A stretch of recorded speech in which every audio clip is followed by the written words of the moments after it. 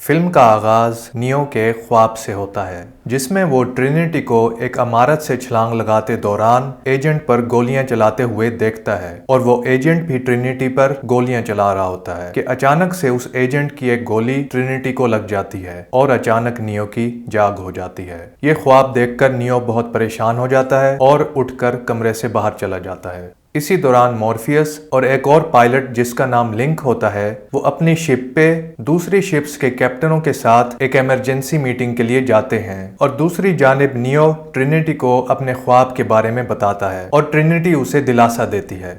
Meeting کے دوران captain نایوبی جو کہ ایک شپ کی کیپٹن ہوتی ہے وہ اس میٹنگ میں وہاں پر موجود باقی شپس کے کیپٹنز کو مشینوں کے زایان پر حملہ کرنے کے بارے میں آگاہ کرتی ہے۔ وہ انہیں بتاتی ہے کہ مشینوں کی ایک بڑی فوج اگلے 72 گھنٹوں میں زایان شہر میں پہنچنے والی ہے اور اگر وہ فوج وہاں پہنچ گئی تو وہ زایان میں موجود ہر زندہ انسان کو مار ڈالیں گے۔ کمانڈر لاک جو کہ زایان کے ڈیفنس کا انچارج ہوتا ہے وہ تمام شپس کو زایان میں واپس آنے کا آرڈر دیتا ہے۔ اس کے برعکس مورفیس ایک شپ کو پیچھے ٹھہرنے کے لیے کہتا ہے تاکہ وہ زایان جانے سے پہلے ایک بار اوریکل سے رابطہ کر سکیں۔ تو مورفیس کی اس آفر پر بیلرڈ نامی ایک کیپٹن عمل کرنے کے لیے تیار ہو جاتا ہے۔ اسی دوران نیو کو اچانک سے کسی خطرے کا احساس ہوتا ہے تو وہ اسے چیک کرنے کے لیے وہاں سے چلا جاتا ہے۔ جب نیو وہاں پہنچتا ہے تو گارڈز اسے ایک پیکج دیتے ہیں جو انہیں ایجنٹ سمتھ نے دیا ہوتا ہے اور اچانک ہی اس جگہ پہ 3 ایجنٹس آ جاتے ہیں۔ نیو ان تینوں ایجنٹس کو بڑی آسانی سے مار ڈالتا ہے اور وہاں سے اڑ کر چلا جاتا ہے۔ اگلے سین میں ہم ایجنٹ سمتھ کو دیکھتے ہیں جو کہ پچھلی مرتبہ نیو سے ہار جانے کے بعد اب ایک آزاد پروگرام میں تبدیل ہو چکا ہوتا ہے۔ اب وہ میٹرکس کے اندر بغیر کسی پابندی کے اپنی مرضی سے کچھ بھی کرنے کی صلاحیت رکھتا ہے۔ وہ پہلے سے کہیں زیادہ طاقتور ہوتا ہے اور اب وہ میٹرکس کے اندر کسی کو بھی اپنے جیسا ڈپلیکیٹ بنانے کی صلاحیت رکھتا ہے۔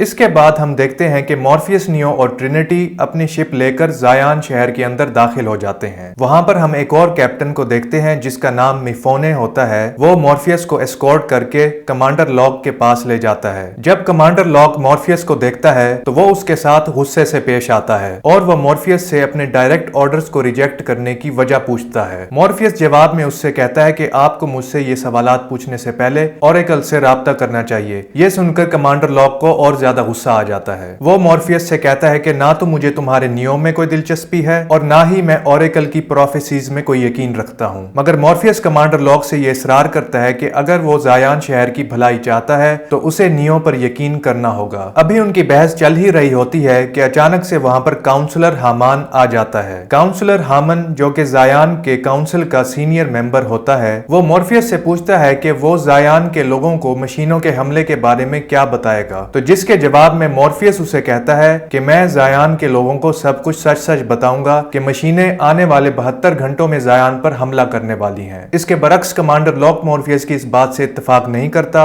اور وہ کاؤنسل ہمان سے یہ کہتا ہے کہ مورفیس کو زایان کے لوگوں کو سچائی بتانے میں احتیاط سے کام لینا چاہیے۔ اگلے سین میں ہم زایان میں موجود کچھ لوگوں کو دیکھتے ہیں جو کہ نیو سے ملنے کے لیے آئے ہوئے ہوتے ہیں۔ وہ نیو کے لیے بہت سارے تحفے لے کر آتے ہیں تاکہ بدلے میں نیو انہیں ان پر مشینوں کی جانب سے آنے والی تباہی سے بچا سکے۔ ٹرینیٹی نیو کو ان لوگوں کے پاس چھوڑ کر چلی جاتی ہے تاکہ وہ ان لوگوں سے اچھی طرح مل سکے۔ اگلے سین میں مورفیس وہاں پر موجود لوگوں کے جلسے کے ساتھ مخاطب ہوتا ہے اور وہ انہیں مشینوں کے آنے کی خبر دیتا ہے، لیکن ساتھ ہی وہ انہیں نصیحت کرتا ہے کہ وہ لوگ ہرگز نہ گھبرائیں اور ہمت اور بہادری سے کام لیں، جس پر وہ لوگ بہت زیادہ جوش میں آ جاتے ہیں اور پورے جذبے سے مشینوں کے ساتھ مقابلہ کرنے کے لیے تیار ہو جاتے ہیں۔ دوسری جانب ہم میٹرکس میں 2 لوگوں کو دیکھتے ہیں جو کہ اوریکل کا پیغام لے کر ریئل ورلڈ میں جا رہے ہوتے ہیں، لیکن ایجنٹ سمتھ ان دونوں کا پیچھا کر رہا ہوتا ہے اور وہ دونوں ایجنٹ سمتھ سے بھاگ رہے ہوتے ہیں۔ ایجنٹ سمتھ اچانک سے نمودار ہوتا ہے اور ان دونوں میں سے ایک کو اپنے قابو میں کر لیتا ہے اور وہ اسے اپنے جیسے ایک ڈپلیکیٹ میں تبدیل کر لیتا ہے۔ اس کے بعد وہ اس شخص بین کی شکل میں ریئل ورلڈ میں چلا جاتا ہے۔ جب نیو کو اوریکل کا پیغام ملتا ہے تو وہ ٹرینیٹی اور مورفیس تینوں اوریکل سے ملاقات کرنے کے لیے زایان سے جانے کی تیاری کرتے ہیں۔ ابھی وہ تینوں اپنی شپ میں جا ہی رہے ہوتے ہیں کہ اچانک سے وہاں پر ایجنٹ سمتھ بین نامی شخص کی شکل میں آ جاتا ہے۔ وہ نیو کو مارنے کے لیے آگے بڑھتا ہے لیکن ناکام رہ جاتا ہے۔ اگلے سین میں ہم دیکھتے ہیں کہ نیو میٹرکس میں جانے کے لیے تیار ہوتا ہے۔ جب نیو میٹرکس میں پہنچتا ہے تو اس کی ملاقات اوریکل کے باڈی گارڈ سیرف سے ہوتی ہے۔ سیرف نیو کے ساتھ فائٹ کرتا ہے تاکہ وہ اس بات کے یقین کر سکے کہ وہ شخص واقعی نیو ہے۔ اگلے سین میں ہم دیکھتے ہیں کہ نیو اوریکل کے ساتھ جا کر بیٹھ جاتا ہے ओरेकल नियो को बताती है कि वो भी यानी ओरेकल मशीन वर्ल्ड की जानिब से एक प्रोग्राम है और उसका जो बॉडीगार्ड है वो भी एक प्रोग्राम ही है, जिस पर नियो को ओरेकल पर शक होता है और वो ओरेकल से ये पूछता है कि वो कैसे उसकी बातों पर यकीन कर सकता है, जिस पर ओरेकल नियो से ये कहती है कि ये अब उस पर मुनहसिर है कि वो उसकी बातों पर यकीन करना चाहता है या नहीं। उसके बाद वो नियो को बताती है कि अगर वो उस सोर्स तक पहुंच जाए जो कि मशीन का मेन फ्रेम है तो वो जायान को बचा सकता है। अलबत्ता ऐसा करने के लिए उसे की मेकर को तलाश करना होगा, जिसे मशीनी दुनिया ने निकाल दिया था और अब उसे एक बड़े ही खतरनाक प्रोग्राम ने अपने पास कैदी बनाकर रखा हुआ है। ये कहकर ओरेकल वहां से चली जाती है और अचानक से वहां पर एजेंट स्मिथ आ जाता है। नियो उसे देखकर थोड़ा सा हैरान होता है और वो नियो को बताता है कि किस तरह नियो ने उसे आजाद किया। उसके बाद एजेंट स्मिथ के काफी सारे डुप्लीकेट्स भी वहां पर आ जाते हैं और वो नियो की बॉडी को कंट्रोल करने की कोशिश करते हैं, मगर वो ऐसा करने में नाकाम हो जाते हैं क्योंकि नियो उनका मुकाबला करता है। उसके बाद हम देखते हैं कि एक पुराना एजेंट जो कि ये सब कुछ देख रहा होता है तो वो वहां पर मौजूद एक औरत के जिस्म में आ जाता है, लेकिन फिर एजेंट स्मिथ उस पुराने एजेंट को भी अपने जैसे डुप्लीकेट में तब्दील कर लेता है और फिर वो सब मिलकर नियो पर अटैक करते हैं, लेकिन नियो बड़ी आसानी से उन सब का मुकाबला करता है। वो वहां पर मौजूद एजेंट्स पर अपनी मार्शल आर्ट्स का इस्तेमाल करता है और साथ ही वो फिजिक्स के लॉज को बेंड करने की अपनी सलाहियतों का भी इस्तेमाल करता है। वो वहां पर मौजूद जमीन से एक लोहे का पोल उखाड़ता है और सारे एजेंट्स की उस पोल के साथ पिटाई करता है, मगर अब एजेंट स्मिथ की तादाद में पहले से भी कहीं ज्यादा इजाफा हो जाता है। वो नियो को थोड़ी देर के लिए काबू कर लेते हैं। वो सब छलांगे लगाकर नियो पर चढ़ना शुरू हो जाते हैं। नियो अचानक झटके से उन सबको अपने ऊपर से फेंकता है और वो उड़कर वहां से चला जाता है। अगले सीन में हम देखते हैं कि कमांडर लॉक जायान में काउंसिल की एक मीटिंग में मौजूद होता है और वो वहां पर मौजूद काउंसिल के सीनियर मेंबर्स को ये कहता है कि हमें नियो और मॉर्फियस की मदद करने की बजाय जायान के डिफेंस सिस्टम को ज्यादा मजबूत करना चाहिए। इसके बरक्स जो काउंसिल के मेंबर्स होते हैं वो ओरेकल की प्रोफेसी पर एतमाद करते हुए नियो और मॉर्फियस की मदद के लिए 2 शिप्स भेजने का मुतालबा करते हैं, जिस पर कैप्टन सोरन और कैप्टन नायोबी उनकी मदद के लिए तैयार हो जाते हैं। दूसरी जानिब मैट्रिक्स में मॉर्फियस, नियो और ट्रिनिटी एक इमारत के अंदर मेरोविंजियन नामी एक शख्स से मिलने आते हैं जिसकी कैद में की मेकर होता है। वो मेरोविंजियन से की मेकर को अपने साथ ले जाने की गुजारिश करते हैं, लेकिन मेरोविंजियन उनकी बात मानने से इनकार कर देता है और वो उन तीनों को अपनी जगह से जाने के लिए कहता है। अभी वो तीनों वहां से जा ही रहे होते हैं कि मेरोविंजियन की बीवी परसेफोनी उन तीनों की मदद करने के लिए तैयार हो जाती है और वो उन तीनों को अपने खामंद की मर्जी के खिलाफ की मेकर के पास ले जाती है। की मेकर जो पहले से ही नियो के इंतजार में बैठा होता है, जब वो उन तीनों को देखता है तो फौरन उनके साथ चलने के लिए तैयार हो जाता है। अभी वो सब वहां से निकलने वाले ही होते हैं कि अचानक मेरोविंजियन और उसके आदमी वहां पर पहुंच जाते हैं। मेरोविंजियन की मेकर को पकड़ने के लिए उसके पीछे 2 ट्विंस लगा देता है, जबकि मॉर्फियस और ट्रिनिटी की मेकर को वहां से भगाने में उसकी मदद करते हैं, जबकि नियो वहां पर मौजूद बाकी के लोगों का सामना करता है। पहले तो वो उनकी गोलियों को रोकता है और फिर वो उनके साथ मुकाबला करके उन सबको मार डालता है।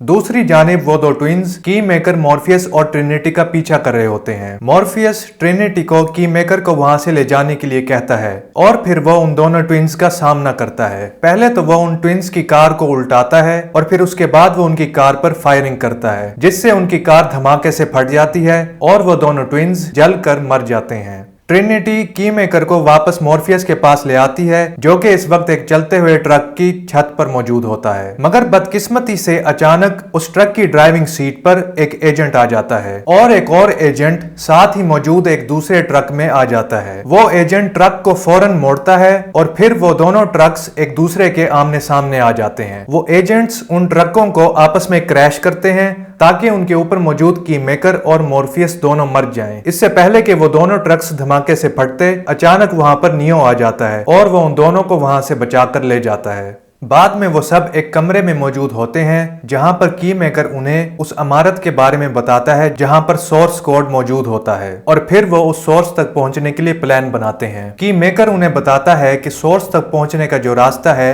वो बड़ा ही सिक्योर्ड और खतरनाक है। वहां पर बहुत सारे दरवाजे हैं, लेकिन उनमें से सिर्फ एक ही दरवाजा है जो कि सोर्स तक पहुंचता है। फिर कैप्टन नायोबी बिल्डिंग की पावर को गैर फाल करने का जिम्मा लेती है और कैप्टन सोरन और उसका अमला इमरजेंसी सिस्टम को डीएक्टिवेट करने का जिम्मा लेता है।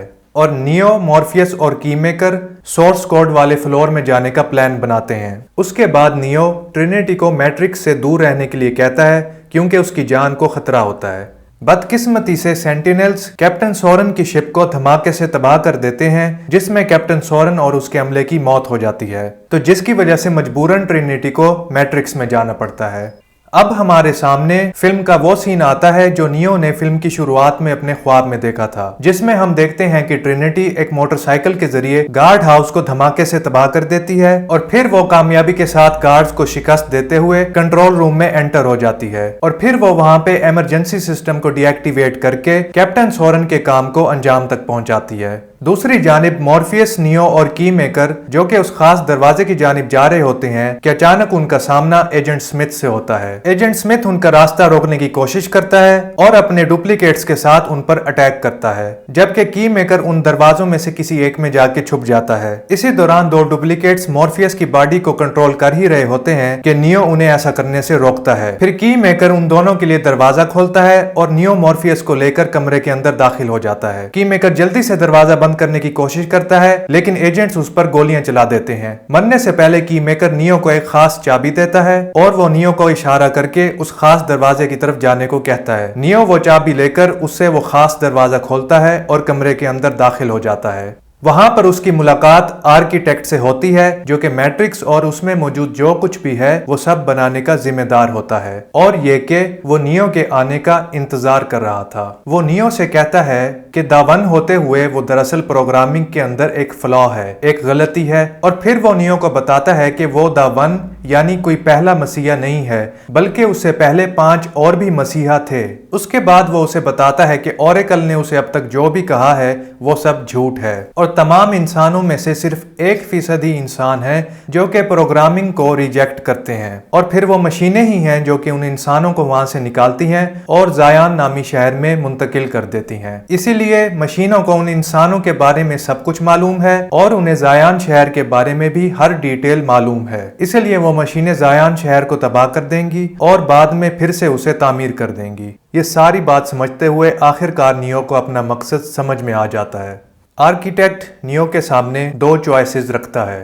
पहली ये कि वो मैट्रिक्स को इसी सोर्स कोड के जरिए रीबूट करे और 23 लोगों को चुने जिनमें से 16 औरतें और 7 मर्द हों ताकि वो जायान को फिर से रीबिल्ड यानी तामीर कर सके, या फिर दूसरी ये कि वो जायान को तबाह होने दे जिसके नतीजे में सारी इंसानियत मर जाएगी और हमेशा के लिए खत्म हो जाएगी। इसी दौरान नियो को ये अंदाजा भी होता है कि उससे पहले जो 5 मसीहा थे उन्होंने आर्किटेक्ट की इस पहली चॉइस को चुना और फिर से 23 लोगों के जरिए जायान को तामीर किया। नियो अलबत्ता जायान को रीबिल्ड करने वाली चॉइस को रिजेक्ट कर देता है और ऐसा वो ट्रिनिटी के लिए अपनी मोहब्बत के तहत करता है क्योंकि ट्रिनिटी को एक एजेंट उसी लम्हे उसके ख्वाब के मुताबिक कत्ल करने वाला होता है। लिहाजा नियो ट्रिनिटी के लिए अपनी मोहब्बत को सारी इंसानियत पर फोकियत देता है और बजाय इंसानियत को बचाने के वो ट्रिनिटी को बचाने के लिए वहां से चला जाता है। अगले सीन में हम बिल्कुल नियो के ख्वाब की तरह देखते हैं कि ट्रिनिटी एक बुलंद इमारत से छलांग लगा रही होती है और उसके पीछे एजेंट होता है और बिल आखिर एजेंट की गोली ट्रिनिटी के सीने में लग जाती है। इससे पहले कि वो नीचे गिरती नियो उसे कैच कर लेता है और फिर वो उसके अंदर मौजूद गोली को बाहर निकाल कर फेंक देता है और ट्रिनिटी की जान बच जाती है।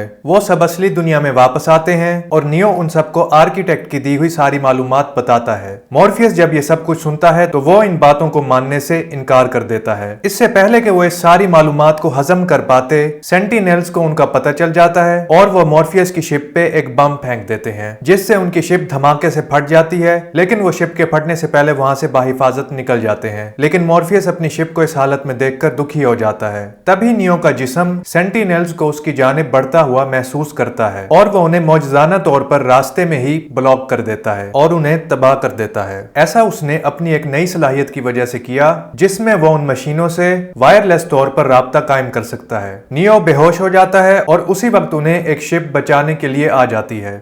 मूवी के आखिर में हम नियो को जायान में कोमे की हालत में पड़ा हुआ देखते हैं और उसके साथ ही हम बेन को भी पड़ा हुआ देखते हैं जो कि एक शिप के तबाह होने के बाद उन्हें बेहोशी की हालत में मिलता है और उसे अभी भी एजेंट स्मिथ ने कंट्रोल किया हुआ होता है। इसी के साथ ही ये मूवी एंड हो जाती है।